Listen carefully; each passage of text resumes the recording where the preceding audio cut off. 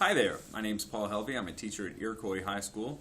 This is our creative writing class, and in conjunction with my journalism class, we're going to be doing a TV show. It's called The Malcolm and Thomas Show. That's Thomas. That's Malcolm. They'll introduce themselves in a second. This is basically a point-counterpoint talk show where our students will discuss the hot topics of the day. Okay. Good morning, ladies and gentlemen. My name is Malcolm Buckner, and I am a senior here at Iroquois High School, and I am 18 years of age. Hello, I'm Thomas. I'm from Iroquois High School, and I am 17, and I'm a junior. Oh, JR.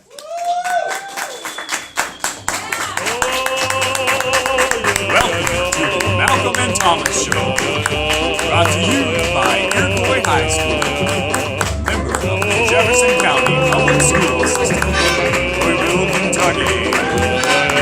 And now, put your hands together for Malcolm and Thomas.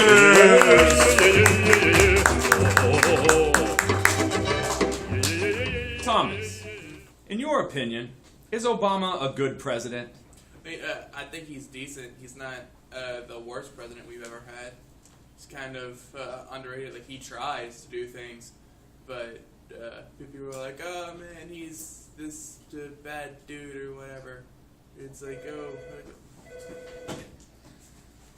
Just go. Malcolm, do you agree with Thomas? Is Obama a good president? I think Obama is a great president because he is doing what he needs to do to put this to keep our economy going and to keep it in shape.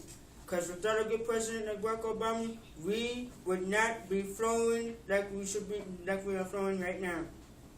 I mean, I wouldn't really call him the best president because, I mean, we've had people like Clinton who's come in and give us a $3 billion surplus, but we're still in the debt right now.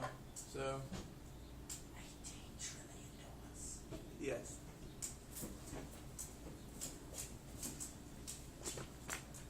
Can you give us an example of how Obama has stimulated the economy?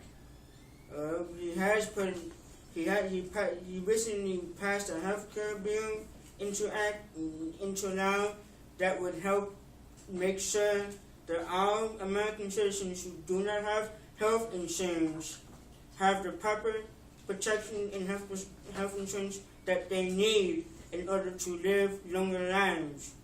Okay. He's also trying to help fight in the war against ISIS in the war on terrorism. Okay, but how would either of those help the economy? Well, the Affordable Care Act helps Americans get health insurance, which helps the economy make even more money. Because the economy is based on money.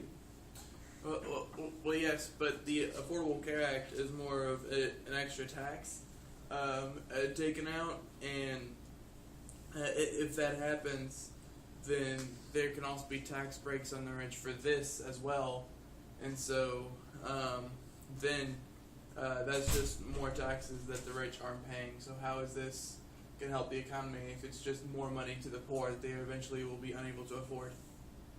Let me rephrase this. The only way it will help the economy is if all American citizens, regardless of their condition, get the same proper treatment of injustice in a country where I believe that freedom and justice and liberty should be equal to all citizens in the United States of America. I don't know if it should exactly be equal, because if you tax a rich person the same way as you do a poor person, then that, I don't really understand why you do that, because poor people can pay less than rich people. So so you can treat them equal and still make them pay highly. You can treat them equal and still make them pay low. What do you think would be a good amount? Because I think rich people should pay more because they have the ability to help the economy more. Yeah, I think rich people should be able to pay more and also give back to the community to help to help the proceeds that come from collecting the taxes in order to help the poor people who are in need of Social Security and things like welfare, food stamps, and you can also be able to help them afford a house too. On that note, though, you said something about Social Security. There's something that a lot of presidents haven't done, and it's fixed the problem with how people who need it are getting declined, and how people who don't need it are living off of it, even though they're perfectly capable of getting a job. And a reason why I don't think he's necessarily our best president is because it doesn't seem like he's made any effort to fix this. So what would you say about, so what would your opinion be on that? Like, how do you think that he should go about it? I think he should try to fix the war on poverty, because the war on poverty is becoming a very big issue in our nation. We are indeed the richest nation in the world, and we should be taking advantage of that to help the poor people, regardless of the outcome, no matter how much it's going to cost us. We need to step up and do more. As our president, Barack Obama, has got to do a better job of running the country, or else things are going to go downhill from here. Well, it's not really Obama's fault with everything. I mean, a lot of the things he's been trying to pass, Congress has been just going extremely slow on, and then whenever he puts out like an executive order, people get all mad at him because that's the only way he can do things. But so it's not really all his fault, but I do think that there is more that he should do. What do you think that he should be able to do at this point? He should be able to help schools get more funding, help the poor obtain more moral standards of living, and provide free government-run programs in which they distribute the necessary goods and materials that are needed to help the needy and poor to survive. Okay, so start a communistic country, all right. So back to the welfare thing. How can we fix that system exactly? Because, I mean, like I said earlier, there are people that are living off of it that don't need it. Then there are people who are getting declined for it, and not only that, but it's being run dry at this moment. We can always make it easier for people who apply for things like that to get accepted. And what we would do is make the application process easier for those who need it, but then we would help the ones who don't need it find another source, or find another way of paying their taxes and to find another income source. Okay, well, how can we do that, though? How can we make it easier for those who need it to get it, and harder for those who don't need it to stay off of it? Pass some new laws that would make it, pass a new law that would make it 10 times easier for those who need it to get it. Okay, but what I'm saying is, like, during the registration process, how can we determine if which ones need it and which ones don't? We can run background checks on you. When you come to background checks on you, conduct some drug testing, or just maybe do some. But at the on the same time though, I'm pretty sure they already do that, and well, except for not everyone's gonna take a longer time. But also about the back to the Obamacare thing. What do you think about that? Like, what is your stance on that? Well, my stance is people should be able to get health care only if they can afford it. If they can afford to pay very high health care bills, then why make somebody have health insurance just to pay for that when they can get health insurance, medical insurance through a privately owned insurance agency? So yes or no? I would say yes, because people who already have health insurance actually benefit from it. Well, People who don't have health insurance should be able to benefit from it. Should we care what celebrities do or think? absolutely not, because I mean, there's like there is nothing that celebrities do that really involve us most of the time, and and a lot of people just get wrapped up in it, and there are more important things to be worrying about, like who's running this country and what is actually going on in the country and problems in it, rather than just things like that.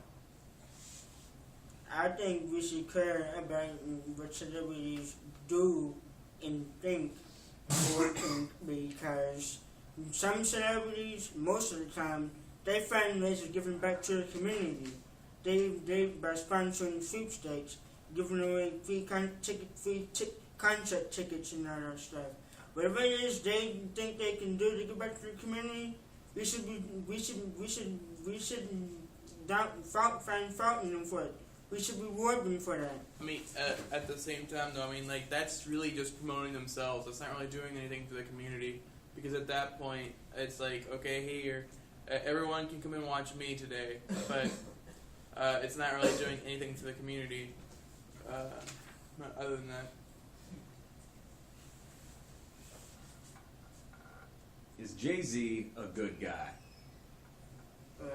I think he's a pretty decent guy in fact, because in fact, even though he doesn't really get music, he's married to a lovely wife named Beyonce, and I think he just does a lot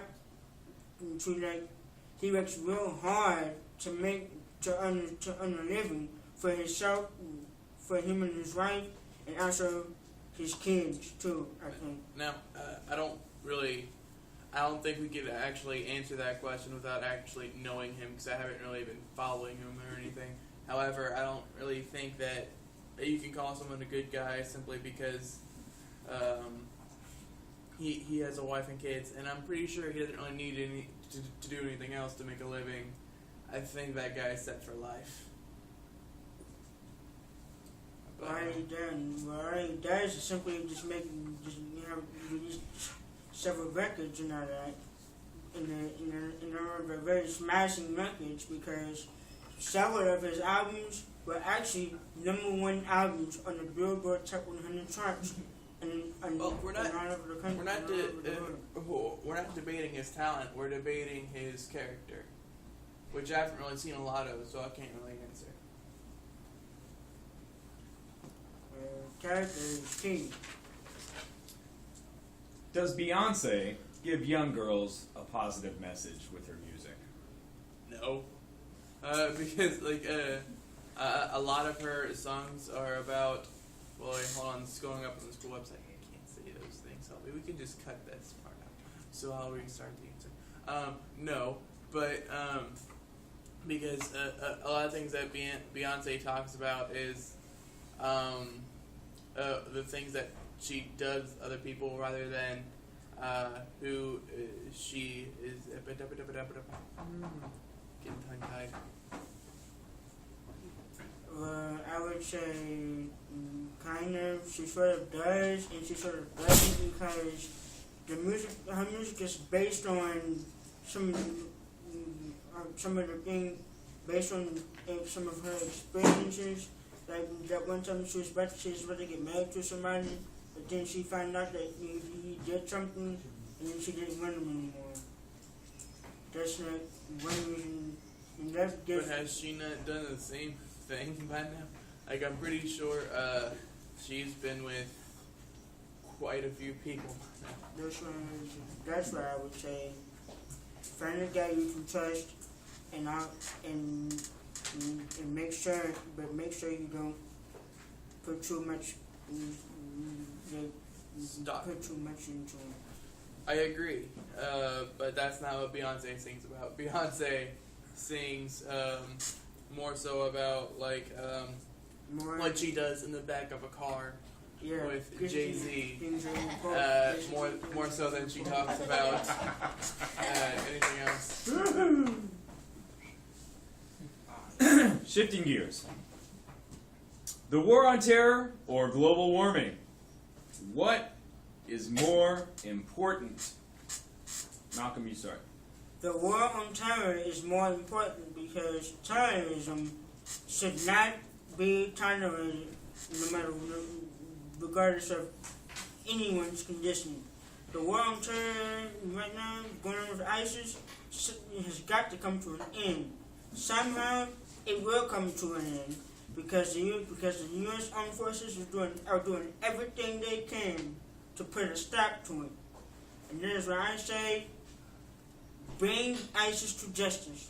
But at the same time, though, if we don't work on the global warming, we probably won't have a world to protect at that point, because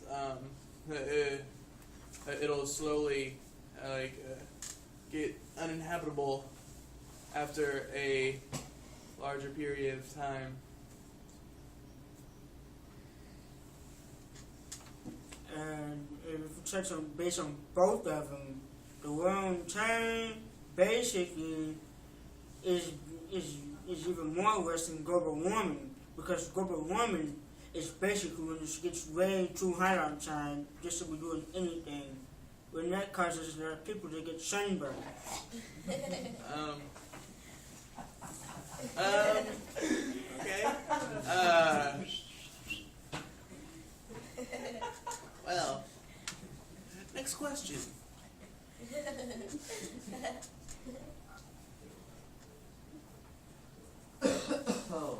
Iggy Azalea or Nicki Minaj? Neither.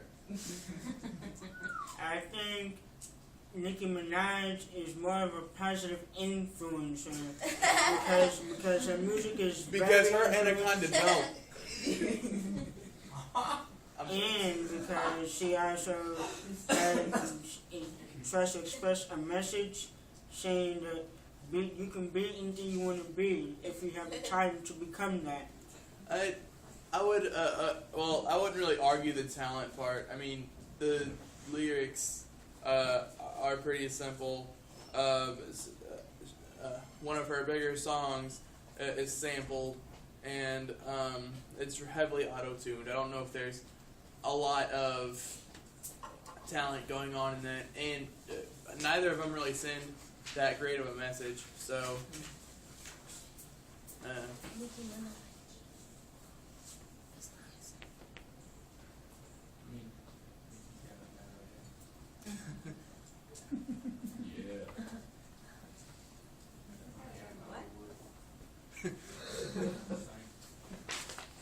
How can we improve our school? You want to start this one off, Malcolm? I think you've talked about this one before. I'm sure you have. We can improve our school by adding more classes, or basically we can add more extracurricular activities. And we can also offer more electives and offer students more flexible choices based on the schedule of their classes based on their schedule. All right, but how can we fix the behavior issue at that point, though? Implementing new policies like I mean, mandatory drug but- testing. Wait, no, but a behavior issue comes about not because we need more policies, but because they're breaking the policies that we already have. Otherwise, it wouldn't really be an issue at that point. So how can we enforce it better as it goes on? You I mean, can be more strict about it. I mean, like, I think. Thomas, answer your own question. I mean, like, I think that we could have, for one, more security guards, if we could, because there are, 4 in a school that has 30-something entrances. So I mean, I think we should have more security guards, and the teachers shouldn't be laid back whenever something happens, because. Hey baby, wake up from your sleep. We have arrived onto the future and the whole world is become electronic, supersonic, supersonic, electronic. Hey baby, ride with me away. We doesn't have much time. My blue jeans is tight.